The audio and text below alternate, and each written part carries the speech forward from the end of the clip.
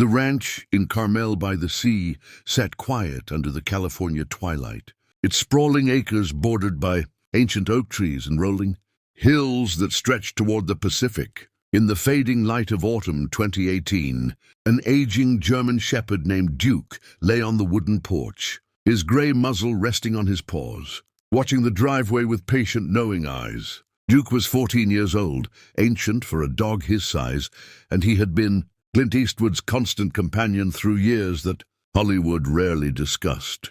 Years when the legendary director retreated from the spotlight into something resembling solitude. Everyone knew Clint Eastwood, the icon, the steely-eyed cowboy, the vigilante cop, the Oscar-winning director. But few knew about the years between 2015 and 2019, when Clint stepped back from the relentless pace of filmmaking, when personal losses and the weight of age finally caught up with a man who had always seemed invincible. And even fewer knew about Duke, the four-legged companion who witnessed it all. Clint had found Duke at a rescue shelter in 2004, a young German shepherd with intelligent eyes and a calm demeanor that immediately appealed to the director's no-nonsense sensibility. "He doesn't beg for attention," Clint had told a friend. "He just knows that's rare." For over a decade, Duke had been a fixture on film sets at the ranch. During quiet mornings when Clint would sit with his coffee and watch the sun rise over his property, Duke was there through triumphs and struggles, through aging and loss, through the years when Clint Eastwood, a man who had always seemed larger than life, began to reckon with his own mortality. The years no one talks about began quietly, without fanfare or announcement. After directing American Sniper in 2014, Clint had planned to maintain his usual breakneck pace of one film per year, but life had other plans. In 2015, his longtime girlfriend Dina Eastwood finalized their divorce. The split had been coming for years, but the official end still hit harder than Clint expected. He retreated to the Carmel ranch with Duke, spending weeks in relative isolation. "Just me and the dog," he told his son, Scott, during one of the few phone calls he accepted. "That's all I need right now." Duke seemed to understand that his human needed extra attention during this period. The German shepherd, usually independent and dignified, became more present, following Clint from room to room, resting his head on Clint's knee during long evenings, sleeping beside his bed instead of in his usual spot downstairs. They developed new routines, early morning walks through the property longer than before, with Clint moving slower and Duke matching his pace. Afternoons spent in Clint's study, where the director would read scripts but rarely commit to anything, while Duke dozed nearby. Evenings on the porch, watching the sunset, neither man nor dog needing to fill the silence with anything but companionship. Then came 2016, and with it more loss. Several of Clint's oldest friends from his early Hollywood days passed away. Colleagues he'd worked with since the 1960s, people who remembered him as Rowdy Yates on Rawhide before he became an international star. Each funeral felt like another piece of his history disappearing. Duke attended these dark days without judgment. When Clint returned from memorial services, emotionally drained, Duke would be waiting, not with exuberant greeting, but with steady, solid presence. Sometimes Clint would sit on the floor and just lean against the dog, drawing comfort from the warmth and breathing, from something alive and loyal and uncomplicated by the messy business of human relationships.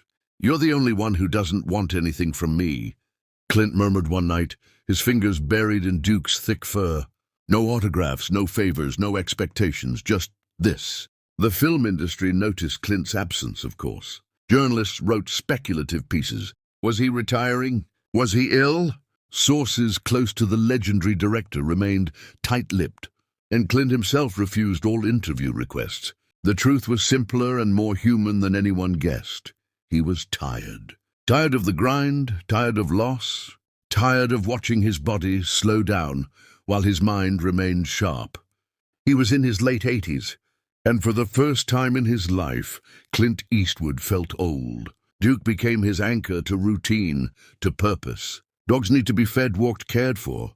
They don't let you wallow too long because they need things, and in needing things, they give you reasons to get out of bed, to move, to engage with the world, even when you'd rather hide from it. In early 2017, Clint's health took a turn. Nothing life-threatening, but concerning enough: high blood pressure, some cardiac irregularities that required monitoring. His doctors prescribed medications, lifestyle changes, stress reduction. Stress reduction, Clint had laughed bitterly. I've been dealing with stress since before these doctors were born. But he followed orders mostly. He cut back on cigars, improved his diet, took daily walks. Duke was his walking companion, of course, setting the pace at something sustainable for an aging man and an aging dog. They made quite a pair, the legendary tough guy and his loyal shepherd, both grey around the edges, both still possessing dignity and presence despite the years. It was during this period that Duke's own age began to show. He developed arthritis in his hips, a common ailment for German shepherds. Some mornings he struggled to stand, his back legs stiff and reluctant. Clint, recognizing a fellow warrior dealing with the indignities of aging, helped him up gently, massaging the dog's hips until Duke could move more comfortably. "We're a pair, aren't we?" Clint said, watching Duke limp slightly as they made their way across the ranch. "Both of us too stubborn to admit we're slowing down." They began visiting the veterinarian regularly, the same frequency that Clint visited his own doctors. Joint supplements for Duke, pain medication when needed, careful monitoring. The vet suggested that swimming might help Duke's arthritis. So Clint had a small therapy pool installed on the property. 3 times a week, Clint would help Duke into the pool, supporting the dog's weight as he paddled, the water taking pressure off those aching joints. It became a ritual they both looked forward to, quiet time together, working through pain, supporting each other literally and figuratively. News of the pool installation leaked somehow, and the media spun it into stories about Clint's health, speculation about his own physical therapy needs. He ignored all of it, let them speculate. The truth that he'd installed a pool primarily for his arthritic dog was somehow both simpler and more revealing than he wanted to share.